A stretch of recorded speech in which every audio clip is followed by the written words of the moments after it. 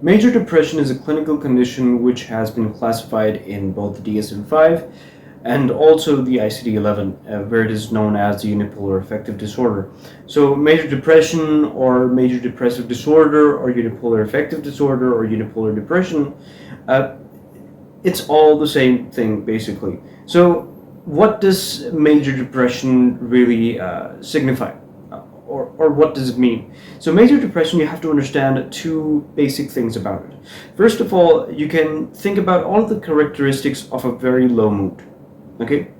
The second thing that you can think about is prolonging it to about 2 weeks, right? So 14 days. So if you have a very low mood and it lasts about 2 weeks, you could be applicable for a diagnosis of major depression. And for that, major depression is a very debilitating condition, and I've seen people and I've treated people who have gone through it, and I can tell you it's not really pretty. So let's talk about the diagnostic features of major depression. So in the DSM-5, there are a total of 9 symptoms, and you have to have at least 5 symptoms for 2 weeks.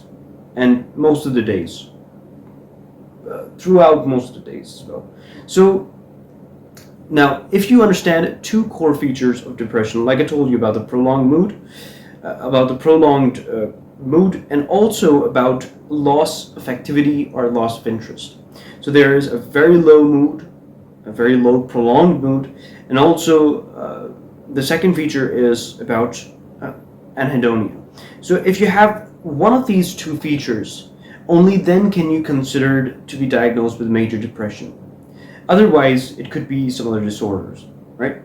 So let's take a look at the other features. So you have to understand that since we have established that depression in its conceptualization is a very low mood that is prolonged for 2 weeks, we can understand as many of the other features of depression as well, because all of those kind of extend from these 2 core features.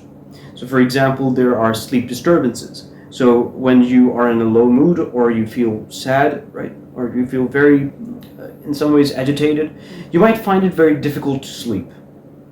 And what happens is that since your sleep cycle gets disturbed, the way that you sleep, your sleeping behavior gets affected a lot, and it's usually persistent if the right interventions aren't really put into place. So for example, there could be the case of insomnia, right? Or there could be the case of hypersomnia. So insomnia is basically your inability to fall asleep, okay? And for that, there are different psychotherapies and there are different pharmacotherapies as well. So on the other side of the sleeping problem is hypersomnia. So if you have hypersomnia, what's going to happen is that you're going to sleep throughout most of the day. So think about it like this, that if, for example, you are, if I'm just giving you a very small snapshot of what depression is, but if you are staying up at the weekend, right, and you might feel as if that your sleep cycle is a little bit disturbed over the next couple of days or so, right? So for example, if you don't sleep for 1 day, your sleep cycle gets a little bit out of line. So another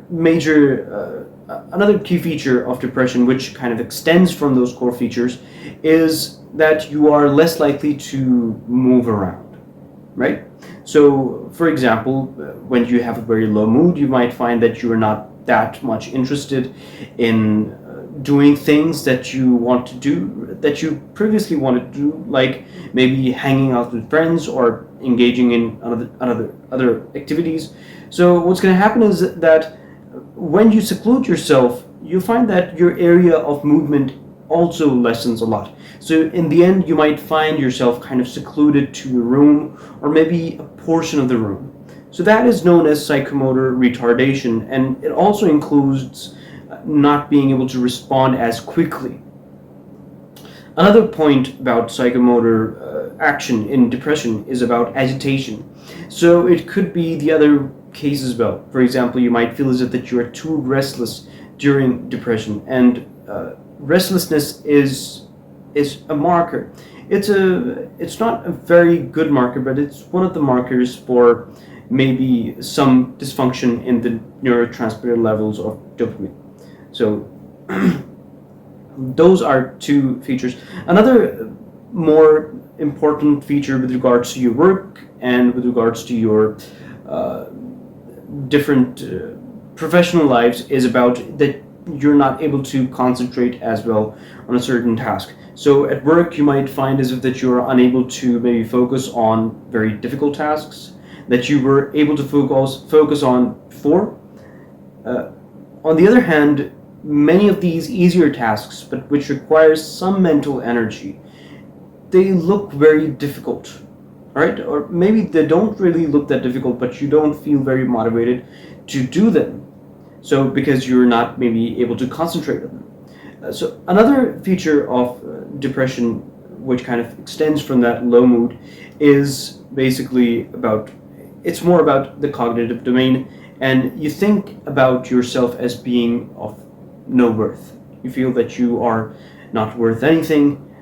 You feel maybe guilty in certain ways, in ways that maybe are not really rational. So what happens is when you look at everything around you, everything kind of becomes very negative because you're in a negative mood state, and there are certain cognitive distortions in place over there.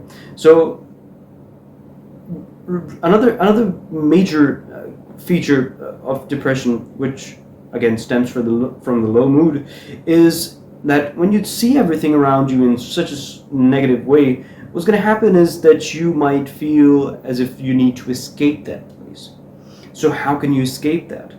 Many of the people who have depression kind of understand that maybe to escape this pain, right, you have to kill yourself, or they think about death. So thinking about death, or not necessarily fearing death, but thinking about death of themselves, of maybe others, and also about suicidal ideation. Unfortunately, in depression, many people have attempted suicide. According to some statistics, it's about 50%. So suicidal ideation is a major feature of depression, and it's one of the most damning features, if I could say so. Another feature about major depression is also about your relationship with food. Now think of it this way: if you kind of don't feel the same pleasure that you did before in doing certain activities that you liked before, for example, in food, right? You might feel as if that you are unable to eat to the degree that you were able to do before, right? So there is a significant change in appetite. So what could happen is that you might feel as if that you are unable to eat that much, and you will lose weight. And if it's if it's more than 5% of your body weight, then it's considered as a feature of depression. On the other side, there is also the case that maybe you are eating as a coping mechanism. So what happens is that when there's a certain stressor in your environment, and maybe you are sad at that point, or there are certain other major mood issues, or there. So what could happen is that you might choose food as a coping mechanism. So when you choose food as a coping mechanism, you might eat more of it. So there again is another significant problem with your relationship with food. So in that case, what would happen is that you might gain weight. And if it's above 5% of your body weight, it shows a significant impairment or a significant dysfunction. So those were the major points about depression. Another thing that I'd like to add over here is that with regards to your personality, depression has certain correlates over there as well, particularly with regards to neuroticism. And if you look at the personality inventory for DSM-5 as well, maybe there you could get a better idea of the clinical presentation. But if we take a look at people from the subclinical population, what we'll see, or general norms as well, what we'll see is that people who are high in neuroticism and often who are low in extroversion. So extroversion is basically the trait which kind of characterizes your energy levels. So those two are very much correlated to depression.